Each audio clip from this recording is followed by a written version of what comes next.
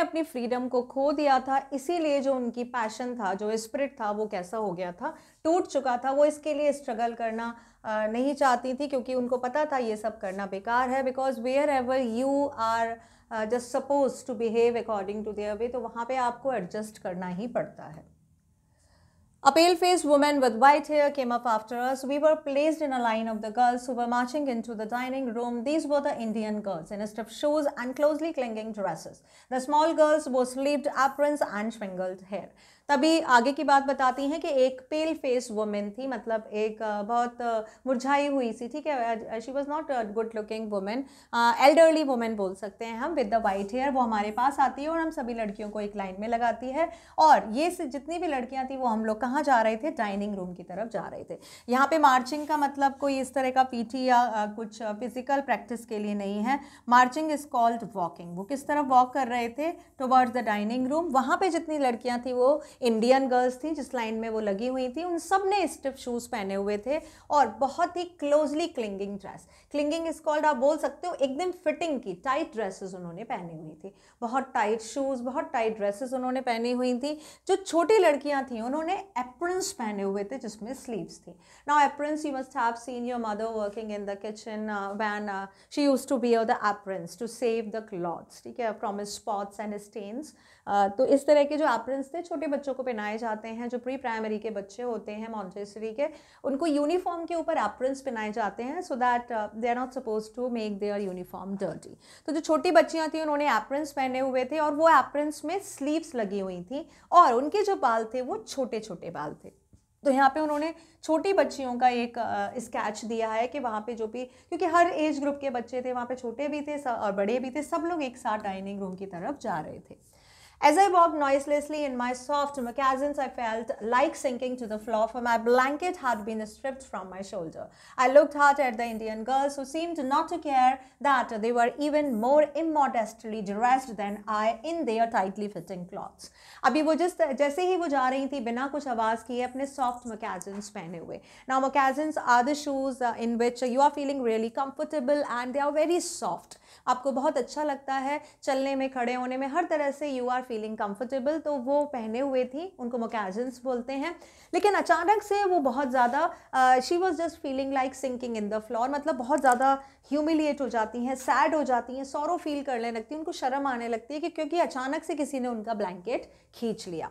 Stripped आप बोल सकते हो, यहाँ पे रिमूव कर दिया। बहुत ज़्यादा ठंड थी, उन्होंने एक ब्लैंकेट लेके रखा हुआ था, कोई आता है और अचानक से उनके शोल्डर से ब्लैंकेट हटा देता है। वो बहुत ज़्यादा सैड हो जाती हैं इससे। जैसे ही उन्होंने देखा जो इंडियन गर्ल्स थी, उन वहाँ पे जितनी भी इंडियन गर्ल्स थी, उन्होंने इधर उधर देखा, जब उनको इस तरह से किया गया बिहेव, तो उन्होंने किसी ने भी कोई भी केयर नहीं किया, और वो तो और ज़्यादा इमोडेस्टली, कॉल इनडिसेंटली ड्रेस थी, जिन्होंने मुझसे भी ज़्यादा टाइट फिटिंग के कपड़े पहने हुए थे। तो यहाँ पे वो ये बता रही हैं कि मैं तो पूरी ढकी हुई थी, means I was totally means as per the weather demand, ठीक है, बहुत ज़्यादा ठंड हो रही थी। Because of that she had covered herself in a blanket and she was going, that was the chilly early morning, but वहाँ पर किसी ने आया और उनका ब्लैंकेट हटा दिया। उनको बहुत ज़्यादा अजीब सा फील हुआ, स्ट्रेंज, बट उन्होंने देखा जो और लड़कियाँ थी उनको तो बिल्कुल भी केयर नहीं थी, क्योंकि उन लोगों ने तो बहुत ज़्यादा इनडिसेंटली कपड़े पहने हुए थे जो कि बहुत क्लोज फिटिंग के थे। तो हम बोल सकते हैं कि जिटकला साहा जिस बैकग्राउंड से आई है, वहाँ पे इतने ज़्यादा टाइट और इतने ज़्यादा क्लिंगिंग कपड़े या स्टिफ शूज़ नहीं पहने जाते। While we marched and the boys entered at an opposite door, I watched for the three young braves who came in our party. I spied them in our rear ranks, looking as uncomfortable as I felt. A small bell was tapped, and each of the pupils drew a chair from under the table. Supposing this act mean they were to be seated, I pulled off mine and at once slipped into it from one side. अभी जैसे ही हम लोग अंदर आए, ठीक है, dining room आ गया है, तभी उन्होंने देखा कि कुछ बॉयज़ वहाँ पे एंटर करते हैं दूसरे दरवाजे से। तभी उन्होंने वहाँ पे 3 यंग बॉयज़ को देखा। उनकी जो नज़र थी वो 3 यंग बॉयज़ पर गई। यहाँ पर बताया गया है पार्टी का मतलब है, आप बोल सकते हो that was the breakfast time. तो वो जो ब्रेकफास्ट टाइम था उस टाइम की वो बात कर रहे हैं। कोई भी इस तरह का पार्टी वगैरह नहीं था, सब लोग एक साथ कर रहे थे, तो उन्होंने बोल दिया गैदरिंग, ठीक है, बड़ी सी जो गैदरिंग थी। वो जो तीनों लड़के थे वो उनको क्या लग रहे थे, उन्होंने जब पता लगाया, स्पाइड स्कॉल, उन्होंने नोटिस किया कि वो रियर रैंक्स के हैं। Rear ranks is called lower ranks या लास्ट रैंक के हैं. रैंक्स आर मीन्स स्टूडेंट्स में भी ranks are divided on the basis of their performances and बहुत सारी चीज़ें होती हैं. अलग अलग मेजर्स होते हैं जिन पे रैंक्स किया जाता है बच्चों को. तो वो कैसे लग रहे थे, वो लास्ट रैंक के बॉयज़ लग रहे थे जो वहाँ पर अपने आप को अनकंफर्टेबल फील कर रहे थे, ठीक वैसे ही जैसे कि जिट कला साहब अपने आप को कर रही थी. तभी एक छोटी सी बेल बजती है और उनको ऐसा लगता है कि जितने भी स्टूडेंट हैं अब वो अपनी चेयर पे बैठने के लिए तैयार हैं. प्यूपिल्स यहाँ पे बताया गया है स्टूडेंट्स को. तो यहाँ पर आने के बाद क्या हुआ, उन्होंने और बच्चों को भी देखा, लड़कों को भी देखा उन्होंने वहाँ पे. तभी एक बेल लगी और उन्होंने क्या ये सोचा है कि इसका ये मतलब है कि भाई अपना चेयर निकाल के उस पर बैठना है, अब बैठने का टाइम हो गया है. जिट कला सा ने भी यही किया, उन्होंने अपनी चेयर निकाली और एक तरफ से उस चेयर पर बैठ गई. पूरी लाइन में लगी हुई थी, दोनों तरफ लड़कियां थी, तो वो एक साइड से चेयर पर बैठ गई. But when I turned my head, I saw that I was the only one seated and all the rest of our table remained standing. Just as I began to rise, looking shyly around to see how chairs were to be used, a second bell was sounded. All were seated at last and I had to crawl back into my chair again. I heard a man's voice at the end of the hall and I looked around to see him. जैसे ही उन्होंने अपना sir घुमाया, सब वो बैठ गई थी, तो उन्होंने देखा चारों तरफ, लेकिन कोई भी बैठा नहीं हुआ था उनके अलावा. यानी कि पूरे डाइनिंग हॉल में जितने भी बच्चे थे उसमें अकेले जिटकला सा बैठी हुई थी अपने चेयर पर और सभी लोग अभी भी खड़े हुए थे. अब सब लोग अभी खड़े हैं तो जिटकला सा को लगा कि उनको भी खड़ा होना चाहिए. तो जैसे ही वो खड़े होने वाली थी, उनको बहुत ज़्यादा मीन्स शाय फील कर रही थी वो, एक तरह से कि उनको शर्म आ रही थी कि सब लोग खड़े हैं, मैं बैठी हुई हूँ. तो जैसे ही वो खड़ी होने वाली थी तभी से सेकंड बेल भी बज जाती है. जैसे ही वो सेकंड बेल बजती है सभी लोग बैठ जाते हैं अपनी चेयर पे.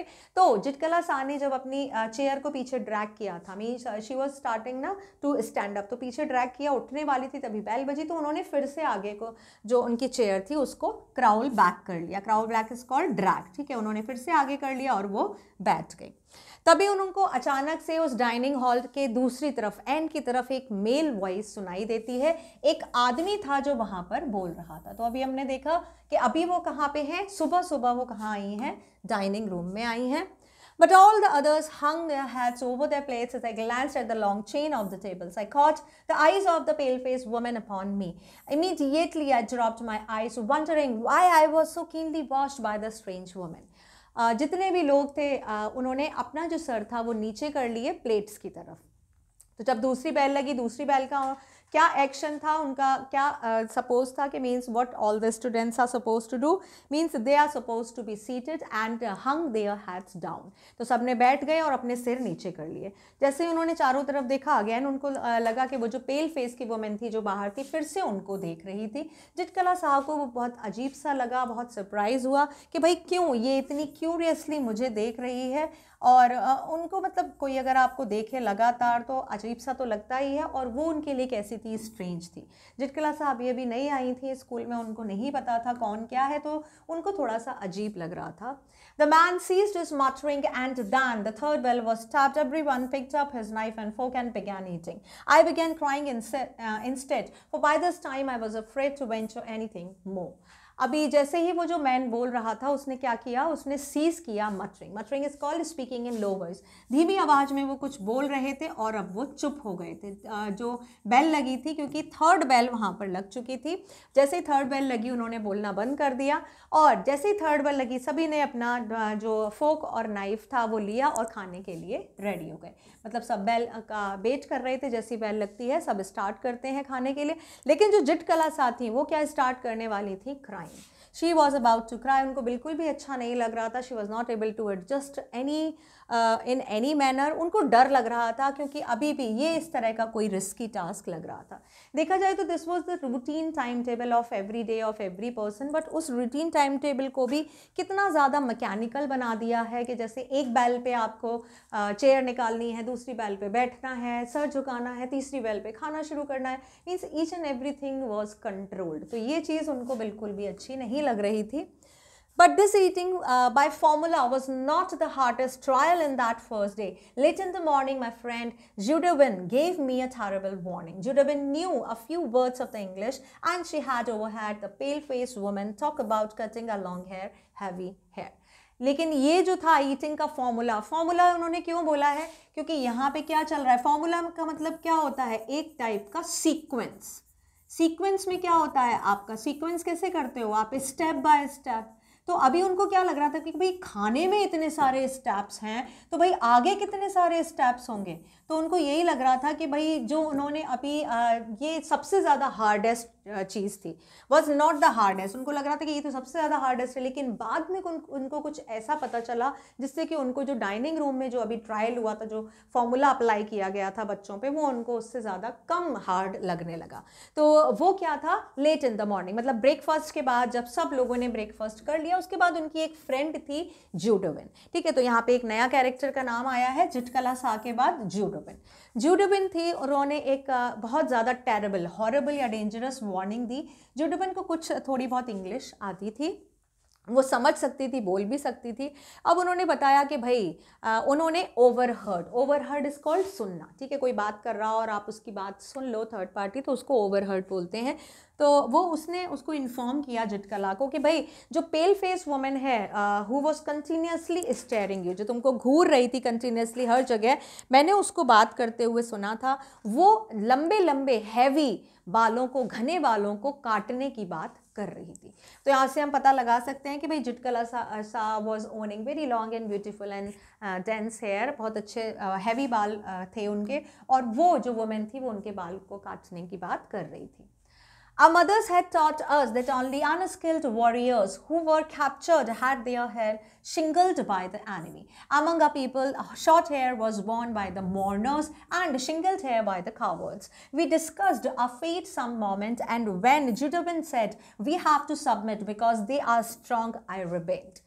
अब यहाँ पे जिटकला सा को अपनी मदर की बात याद आती है। जब जूडोविन उनसे शेयर करती है कि भाई जो वुमेन है वो ऐसे बोल रही थी, तो जिटकला सा कहती है उनसे कि भाई हमारे जो मेरी माँ है उन्होंने बताया है कि जो अनस्किल्ड वॉरियर्स होते हैं, वॉरियर्स आप बोल सकते हो जो सोल्जर्स होते हैं, ठीक है, बैटलफील्ड में जितने भी सोल्जर्स होते हैं, जो captured who all were captured by the enemy, जिनको एनिमीज ने पकड़ लिया है, मतलब वो वापस नहीं आ पाए हैं और एनिमीज अब उनको पकड़ कर, मतलब वो वॉर ऑफ द प्रिजनर हो गए हैं, उनको पकड़कर उनके बाल काटे जाते हैं। मतलब हमारे यहाँ बाल को काटना का मतलब अच्छा नहीं माना जाता है। जो वॉरियर्स हैं, जो बैटल में हार गए हैं, जिनको एनिमीज़ ने कैप्चर कर लिया है, उनके बालों को काटा जाता है। और ये उनकी, मतलब उनके क्लैन में, उनके रिलीजन में इस तरह का था, वही उनकी माँ ने बताया था। और दूसरी चीज़, एक तरफ तो ये जो आप बोल सकते हो जो कि बिट्रेड, जो कि हारे हुए वॉरियर्स होते हैं उनके बाल काटे जाते हैं, दूसरी तरफ जो मॉर्नर्स होते हैं, mourners are the person who are related to a funeral. ठीक है, a person at the funeral who are suppose to cry for the other person, रोने वाले।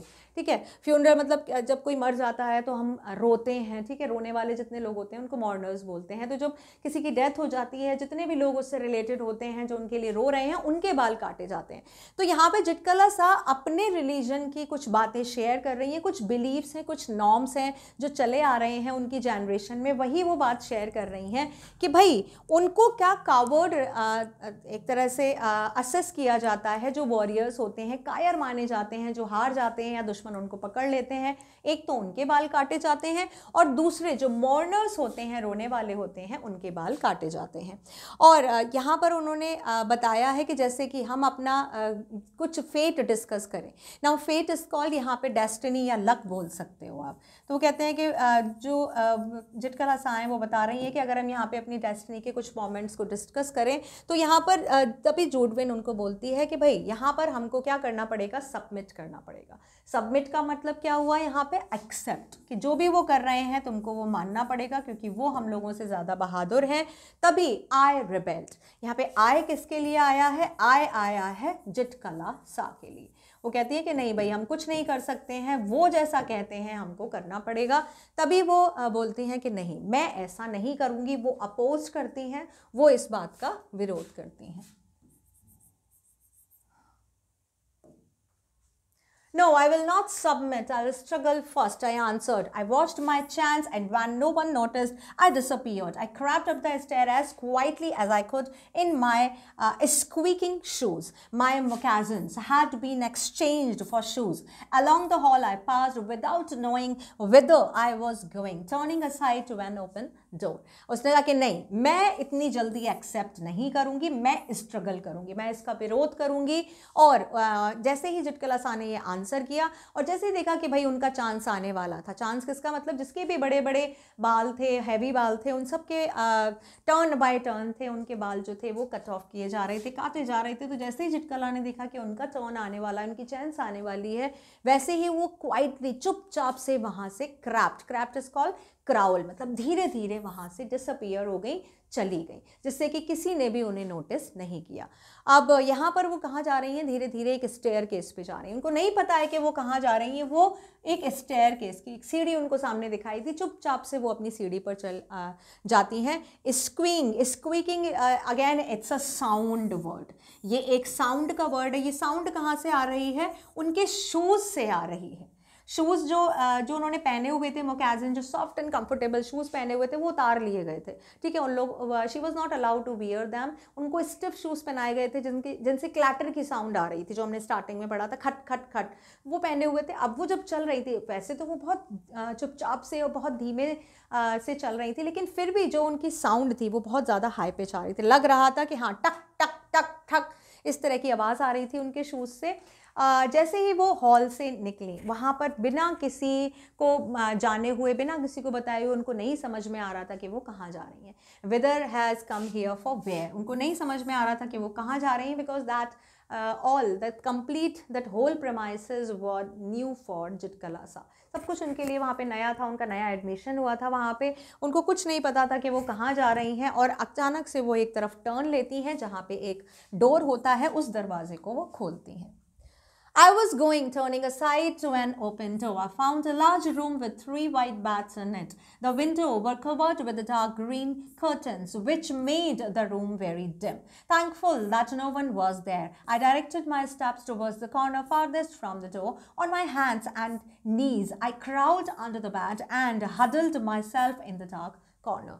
जैसे ही वो उस डोर की तरफ जाती हैं, एक तरफ जाने के बाद उनको एक बहुत बड़ा सा रूम मिलता है, जहाँ पर 3 वाइट कलर के बैट्स पड़े हुए थे, ठीक है। तो वो एक पहले उन्होंने सीढ़ी पे चढ़ी, सीढ़ी के बाद वो कहीं एक तरह से एक लॉबी में जाती हैं। लॉबी के बाहर उनको एक बहुत बड़ा सा गेट मिलता है, उसके अंदर जाती हैं। वो बहुत बड़ा सा कमरा होता है जिसमें कि 3 वाइट कलर के बैट्स होते हैं, और जो विंडो थी वो पूरी ग्रीन कलर से के कर्टन से कवर थी। हरे रंग के मोटे पर्दे लगे हुए थे वहाँ की विंडो पे, और वो जो मोटे पर्दे थे वो उस रूम को कैसा बना रहे थे, बहुत डिम बना रहे थे। डिम का मतलब आप बोल सकते हो वहाँ पर बहुत ज़्यादा डार्क था, कोई भी लाइट नहीं आ रही थी।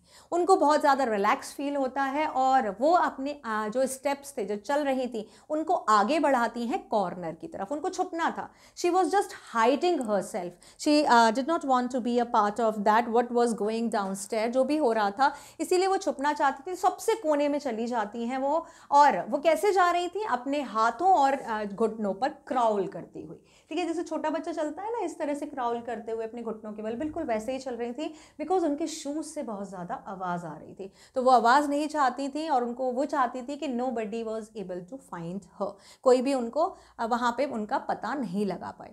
तो जैसे ही वो गई, तो वो कहाँ चली जाती हैं, अंडर द बेड, एक बेड के अंदर चली जाती हैं, और अपने आप को हडल कर लेती हैं उस dark corner. Huddle is called, बिल्कुल श्रिंक होके बैठ जाती हैं, हाथ पैरों को एकदम मोड़ लेती हैं, जिससे कि बहुत कम जगह में वो आ जाए, क्योंकि she was just trying to hide herself so that nobody could see her. तो यहाँ पे हमने देखा कि जिटकला सा वॉज रियली अफ्रेड। इस तरह का इंसिडेंट उनके साथ हुआ था, जहाँ पे ज़बरदस्ती उनको ले जाया जा रहा था, because she was owning very long and beautiful heavy hair, और उनके बालों को काटा जाना था, जैसा कि उनकी फ्रेंड जोडोबिन ने बताया। From my hiding place, I peered out, shuddering with the fear whenever heard footsteps nearby. Then, though in the hall loud voices were calling my name, and I knew that even Judabin was searching for me, I did not open my mouth to answer. Then the steps were quickened and the voices became excited. The sounds came nearer and nearer. Women and girls entered the room. I held my breath and watched them. अब जैसे ही वो उनका hiding place था, उन्होंने अपने आप को छुपा के रखा था। जैसे ही उन्होंने बाहर की तरफ झांका, पियर्ड इज कॉल्ड, बाहर की तरफ झांकना, देखने की कोशिश करना, and she started shuttering with the fear. वो डर की वजह से कांपने लगी, क्योंकि उनको कुछ फुट स्टेप्स की आवाज़ सुनाई दे रही थी जो उनके पास आ रही थी। मतलब उनको क्या लगा कि जहाँ पे वो छुपी हैं वहाँ पे कोई नहीं आएगा, लेकिन थोड़ी देर के बाद ही उनको आवाज़ें आने लगती हैं पैरों की। ऐसा लग रहा था कि कोई उनके पैरों के पास आ रहा है। अब जो हॉल था नीचे जहाँ पे सारे बच्चे कलेक्टेड थे, वहाँ से आवाज़ें आ रही थी। Means she was able to listen कि somebody and many of the people were calling her name. ठीक है, वो उसका नाम बुलाया जा रहा था, लेकिन वो आंसर नहीं कर रही थी, वो अपना मुंह नहीं खोल रही थी आंसर करने के लिए, क्योंकि उनको पता था अगर वो कुछ बोलेंगी तो पता चल जाएगा कि वो यहाँ पे हैं। और उनको ये भी पता था कि जूडा पिंपी उनको ढूंढने की कोशिश कर रही थी। तभी उनको वो जो स्टेप्स की आवाज़ सुनाई दे रही थी वो बहुत तेज़ हो जाती है, और ऐसा लगने लगता है कि वो बहुत ज़्यादा बिकेम एक्साइटेड, यानी कि नर्वस फील करने लगती हैं। ऐसा लगता है कि हाँ, अब जो लोग हैं जिन लोगों से वो छुपने की कोशिश कर रही हैं, उन लोगों ने उनका पता लगा लिया है और ढूंढ लिया है। जो स्टेप्स की आवाज़ थी वो उनको बहुत पास और पास आती जा रही थी, और तभी थोड़ी देर के बाद उनको दिखाई देता है कि कुछ वुमेन और गर्ल्स थी, वो उनके रूम में एंटर करती हैं। उन्होंने अपनी सांस को रोक लिया और उनको देखने लगी। मतलब जिस रूम में जिटकला सा छुपी हुई थी, वहाँ पर कुछ औरतें और लड़कियाँ आ जाते हैं। I held my breath and watched them open closet door and peep behind large trunks. Someone threw up the curtains and the room was filled with the sudden light. What caused them to stoop and look under the bed, I do not know. I remember being dragged out, though I was resisted by kicking and scratching wildly. In spite of myself, I was carried downstairs and tied fast in a chair. उन्होंने अपनी सांसों को रोक रखा था। ऐसा लग रहा था कि किसी ने क्लोजेट को खोला है। जो अलमारियां हैं हर जगह अब वो लोग ढूंढ रहे थे उस कमरे में। और जो पीप इज कॉल्ड झांकना, देखना। तो जो बड़े बड़े ट्रंक्स रखे हुए थे, ट्रंक इज कॉल्ड संदूक, मतलब कमरे में काफ़ी सामान रखा हुआ था, तो हर जगह वो लोग उनको ढूंढ रहे थे। अलमारी के पास, उसके अंदर, ट्रंक के पीछे, सब लोग ढूंढ रहे थे। तभी किसी ने जो कर्टेंस थी, हैवी ग्रीन कलर की कर्टेंस, उनको ड्रू अप, यानी कि उनको हटा दिया। उनको हटाया, जैसे ही कर्टेंस को हटाया, जो पूरा रूम था वो लाइट से भर गया।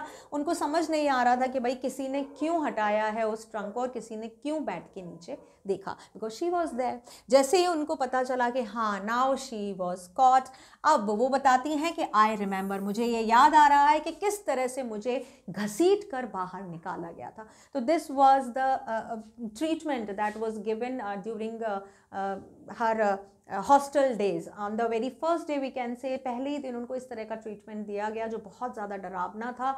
जो उन्होंने बताया कि किस तरह से उन लोगों ने मुझे खींच कर बाहर निकाला और मैं रेजिस्ट कर रही थी, मैं अपने आप को रोक रही थी, मैं किक कर रही थी, मतलब अपने पैरों से वो किक कर रही थी कि मुझे नहीं जाना है। जो फ्लोर था उसको स्क्रैच कर रही थी। She just wanted to be there only, और वाइल्डली, मतलब जंगली लोगों की तरह कि मुझे नहीं जाना है, नहीं जाना है, रोकने की पूरी कोशिश कर रही थी। बट इन सब के बावजूद, उनकी पूरी एफर्ट्स के बावजूद, उनको नीचे ले जाया गया, उनको डाउनस्टेयर ले जाया गया और उनको एक चेयर से ले जाकर बांध दिया गया। मतलब उनको घसीट कर बाहर निकाला, उस कमरे से नीचे लाए और जहां पर सब लोग बैठे हुए थे उस चेयर से जाकर बांध दिया हॉल में। I cried aloud, shaking my head all the while until I felt the cold blaze of the scissor against my neck and heard them gnaw off on one of my thick breasts. Then I lost my spirit. Since the day I was taken from my mother, I had suffered extreme indignities. People had stared at me. अभी वो बहुत तेज़ी के साथ चिल्ला रही थी, अपना सर जो था उसको शेक कर रही थी कि नहीं, मतलब उनको बैठा दिया गया। Means they all were ready to cut जिटकलाज हेयर, काटने के लिए तैयार थे। वो रेजिस्ट कर रही थी, अभी भी अपने सिर को बहुत तेज़ी के साथ हिला रही थी। ऐसा मतलब अपोज कर रही थी। लेकिन तभी अचानक से उनको फील होता है कि जो ब्लेड्स होते हैं, जो सिजर होती हैं, जो रेज़र के जो ब्लेड्स हैं, उनको फील होते हैं कि वो उनके नेक पे चल रहे हैं। और अचानक से उनको आवाज़ आती है कि उनकी जो एक ब्रेड थी, ब्रेड इज कॉल्ड, जो प्लेट्स हम लोग बनाते हैं, ठीक है, जो चोटी हम लोग करते हैं, उनको अचानक से आवाज़ आई कि एक पूरी चोटी काट दी गई है। And that was down on the floor, वो नीचे गिर गई थी। उनकी जितनी भी स्पिरिट थी वो लूज हो गई थी। Means she was just tired. ठीक है, वो बहुत ज़्यादा एक तरह से क्या हो चुकी थी, मतलब निराश हो चुकी थी। She was just feeling dejected. और उस दिन के बाद से उन्होंने अपनी जो माँ की बात थी, I had suffered extreme dignitaries, जो उन्होंने अपनी मदर से ली थी, और ये यहाँ पर उनको लग रहा था कि हाँ, उनकी मदर ने बताया था ना कि जिसके बाल काट दिए जाते हैं उसका मतलब ये होता है कि वो कावर्डली हैं, वो कायर हैं। वो छोटी सी बच्ची थी। छोटे बच्चों को आप जो भी चीज़, किसी नई चीज़ के बारे में जो पहली बार बताते हो, वो चीज़ उनको याद हो जाती है, हमेशा याद रहती है। तो उनकी माँ ने बताया था कि भाई जो कावर्डली लोग होते हैं उनके बाल काटे जाते हैं, तो उनको उस टाइम पर वही चीज़ याद आ रही थी कि मेरे बाल भी इसलिए काटे जा रहे हैं because I am one of them, मैं कावर्ड हूँ। और इसीलिए उनको बहुत ज़्यादा इनडिग्निटीज़, डिसरिस्पेक्ट फील हो रहा था। और उनको ये भी लग रहा था कि जितने लोग वहाँ पे खड़े थे सब उनको स्टेयर कर रहे थे, घूर रहे थे। तो उनको बहुत ज़्यादा ह्यूमिलिएशन फील हो रहा था। I had been tossed about in the air like a wooden puppet, and now my long hair was shingled like a coward's. In my anguish, I mourned for my mother, but no one came to comfort me. Not a soul reasoned quietly with me, as my own mother used to do, for now I was the only one of many little animals driven by the herders. अभी उनको किस तरह से toast किया जा रहा है, toast is called, मतलब सिर, जैसे मतलब जब उनके बाल काटे जा रहे थे इस तरह से, मतलब बहुत डिसरिस्पेक्टफुली उनको ट्रीट किया जा रहा था, झटके के साथ उनके सिर को इधर उधर किया जा रहा था, फेंका जा रहा था। उनको बहुत ज़्यादा दुख फील हो रहा था, और ऐसा लग रहा था कि वो कोई वुडन पपेट हैं जिनको ट्रीट किया जा रहा है। Wooden puppet, wooden is something, wooden का फिगर है जो कि मूव नहीं कर सकता, कुछ भी नहीं, रिएक्शन नहीं कर सकता। पपेट मतलब आपका कंट्रोल किसी और के हाथ में है, वो जैसे चाहेगा आपको मूव करेगा। तो उस टाइम पे वो बिल्कुल वैसा ही फील कर रही थी कि वो वुडन पपेट हैं, वो लोग जैसे चाहते थे वो वैसा कर रहे थे, उनके सिर को वो इधर उधर कर रहे थे, फेंक रहे थे। उनको बिल्कुल अच्छा नहीं लग रहा था, but she was not able to do anything. और जो उनके बहुत लंबे लंबे बाल थे, प्लेट्स थे, वो अब कट चुके थे, और अब उनके बाल बहुत छोटे हो गए थे, लाइक कावर्ड्स, जैसा कि उनकी माँ ने उनको बताया था। वो बहुत ज़्यादा पेन में थी, वो रोना चाह रही थी, और वो किसके लिए रो रही थी? अपनी माँ के लिए रो रही थी। लेकिन कोई भी उनके पास नहीं आता है उनको कंसोल करने के लिए, उनको मनाने के लिए, उनको चुप कराने के लिए। कोई भी ऐसी एक सोल यहाँ पे जितने भी हैं ह्यूमन बीइंग, ठीक है, वहाँ के जितने भी लोग थे उनमें से कोई एक आदमी भी नहीं आया, कोई एक स्टूडेंट भी उनको नहीं आया चुप कराने के लिए, क्योंकि जैसा उनकी माँ जो थी उनको करती थी। यहाँ पे जो है जो डिस्कशन, ठीक है, रीज़न का मतलब जो है यहाँ पे डिस्कशन, कि जितने भी लोग थे वहाँ पे डिस्कशन कर रहे थे चुपचाप से, लेकिन मेरे पास मुझे कंसोल करने के लिए कोई भी नहीं आया, क्योंकि मैं वहाँ पर बिल्कुल ऐसा लग रहा था जैसे कि बहुत सारे जो एनिमल्स होते हैं, जो उनके हर्डर्स होते हैं, हर्डर्स आप बोल सकते हैं, जैसे शेफर्ड हुआ, ठीक है, जो कैटल होते हैं या हर्ड ऑफ द एनिमल्स है जिनको कंट्रोल करते हैं, बहुत सारे एनिमल्स होते हैं। तो उनको ये लग रहा था कि ये सारे जितने भी स्टूडेंट हैं, they all are animal, and the teachers और the male and the female staff who were doing all these thing, they are the herders. तो वो जैसे चाहते हैं वैसे हम लोगों को ट्रीट करते हैं, एक एनिमल की तरह हम लोगों को ड्राइव किया जा रहा था, हम लोगों को जिस तरफ वो लोग चाहते थे उस तरफ वो लोग घुमा रहे थे, ट्रीट कर रहे थे। तो यहाँ पे जितकला सा ने जो एक्सपीरियंस शेयर किया है, ये उनके चाइल्डहुड मेमोरी का one of the very dangerous incidents है, जो कि कार्लिश स्कूल, इंडियन स्कूल में उन्होंने एक्सपीरियंस किया था। ये बताया जा रहा है कि मतलब अब जैसे कि जो भी बोर्डिंग स्कूल होते हैं या इस तरह के स्कूल होते हैं, हॉस्टल होते हैं, वहाँ पे हर चीज़ के रूल्स एंड रेगुलेशन होते हैं। इफ़ यू वांट और not, you have to be a part of that, वहाँ पर एडजस्ट करना ही पड़ता है। Obviously you are hurting yourself respect, बहुत ज़्यादा चोट लगती है, बहुत ज़्यादा दुख फील होता है, हर्ट फील होता है, but even then you have to be a part of that. वो लोग जिस तरह से चाहते हैं वो उस तरह से ट्रीट करते हैं, कंट्रोल करते हैं, और वो हमको मानना पड़ता है। तो this was the first part of memories of childhood, that was not a good memory, that was born by Jitkala Sa. Now let's move on to the second part of this chapter. In second part as well, the writer, the author has shared the unpleasant memory of a childhood. Already we have gone through with a little information about Bama. Here it is some more. Bama, also known as Bama Faustina Susairaj. It's a Tamil Dalit feminist. So this was the complete name, Bama Faustina Susairaj. Tamil Dalit feminist थी, teacher थी और novelist थी. Feminist is related with the feminine, the author who is related with the writing of women. ठीक है, I means that is major feature part is of women.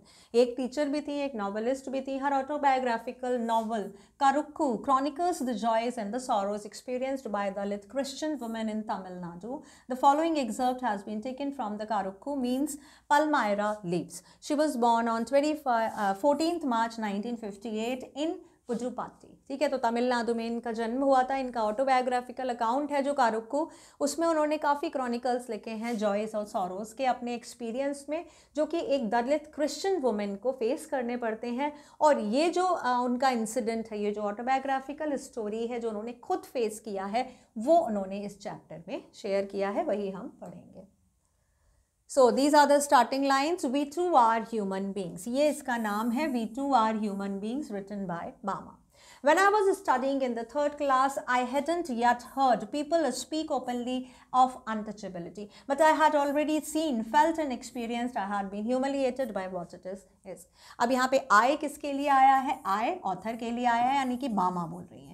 बामा क्या बोल रही है कि जब मैं पढ़ती थी, कौन सी क्लास में, 3rd क्लास में जब पढ़ती थी, मैंने नहीं सुना था कि जो लोग होते हैं अभी तक, मतलब 3rd क्लास तक उन्होंने नहीं सुना था कि ओपनली अनटचेबिलिटी की बात होती है. Untouchability is not a very new word for you, I hope. Untouchability, where lower classes people are regarded as inferior.